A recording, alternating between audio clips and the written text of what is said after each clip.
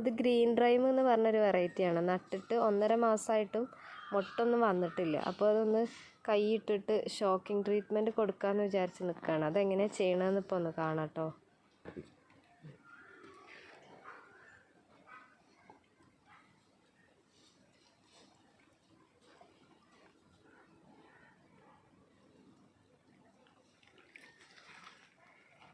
ട്യൂബറാണല്ലേ.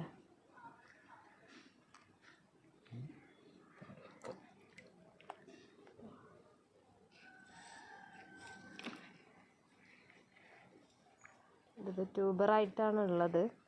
ഫുള്ളായിട്ടും ഒരുപാട് ട്യൂബറുണ്ട്.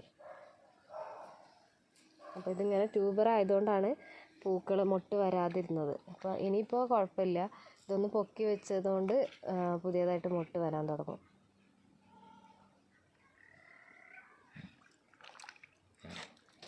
അപ്പോൾ അങ്ങനെ ചെയ്ത് കഴിഞ്ഞാൽ ഇത് താഴ്ത്തി ഇടണം എന്നൊന്നുമില്ല.